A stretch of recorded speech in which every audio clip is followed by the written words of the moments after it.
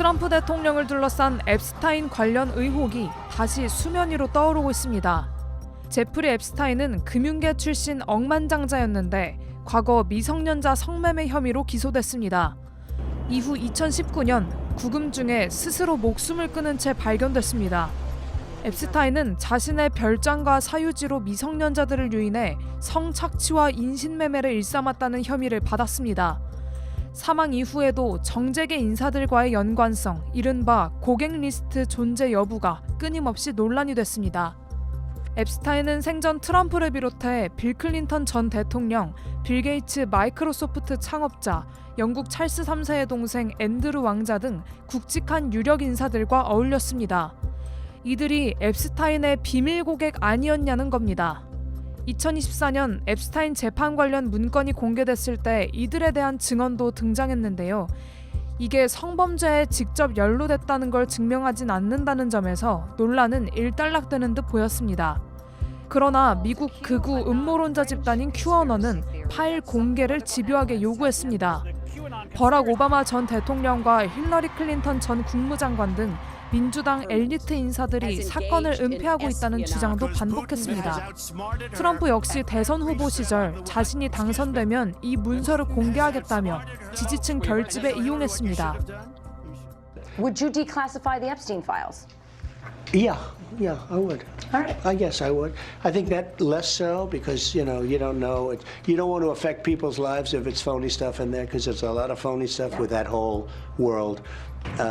But I think I would. 그리고 트럼프가 지명한 팸 본디 법무장관도 지난 2월 이 리스트가 실제로 있는 것처럼 말하며 여론을 자극했습니다.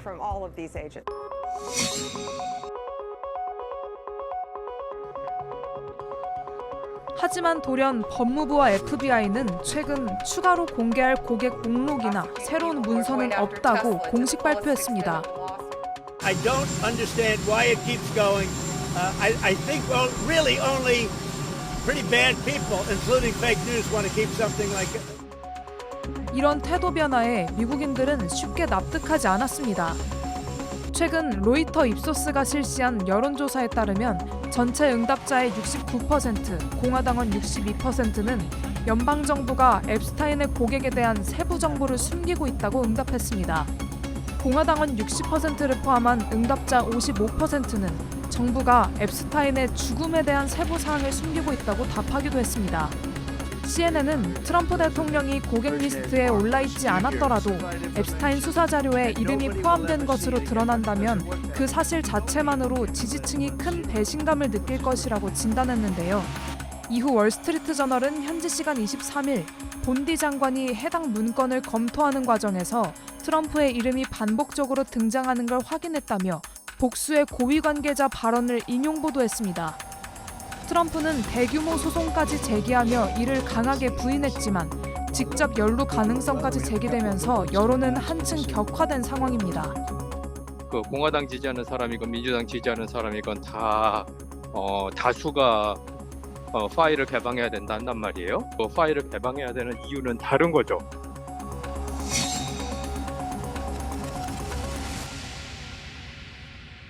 앱스타인 사건은 단순히 개인의 불법 행위를 넘어 권력층 전반의 조직적 공모 의혹을 겨냥하고 있습니다.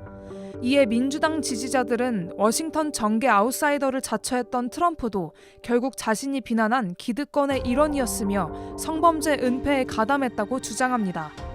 강성 지지층에서도 반발이 나옵니다. 트럼프 대통령은 과거 성추문 입막은 사건에서 유죄 판결을 받은 바 있습니다. 당시 QAnon을 포함한 강성 지지층은 이를 정치박해라고 규정하며 오히려 결집했습니다. 하지만 트럼프가 QAnon을 정치 자산으로 활용해 재집권에 성공했던 만큼 앱스타인 파일을 은폐하려 한다는 인식은 곧 배신감으로 이어지고 있습니다. 트럼프 강성 지지층은 앱스타인 파일이 민주당 권력층의 부패를 드러낼 결정적 무기라고 믿고 있기 때문입니다. And I think that Donald Trump, he promised them, so he needs to do it. No matter who's on them, we need to release the Epstein files. I don't think people are going to be quiet about it until they really do it. But who knows if we'll ever know the true story. 결국 트럼프 행정부가 앱스타인 파일을 숨기면 숨길수록 QAnon 내부에서는 트럼프와 앱스타인이 한패라는 의혹의 눈초리가 커질 수밖에 없습니다. 트럼프의 사법 리스크까지 감쌌던 지지층에 생긴 균열, 얼마나 큰 타격으로 이어질지는 지켜볼 문제입니다. 공화당 내에 이 현안을 놓고 균열이 생긴 것은, 그리고 마가 세력의 이 현안 때문에 균열이 생긴 것은 확인이 되지만, 근데 이 균열이 얼마나 오랫동안 유지가 되고 마가 세력이 정말로 두 쪽이 날 것인지.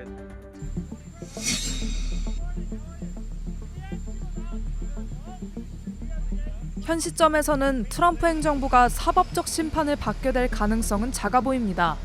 중간 선거도 1년여 남은 만큼 당장 정치적 파장은 제한적입니다.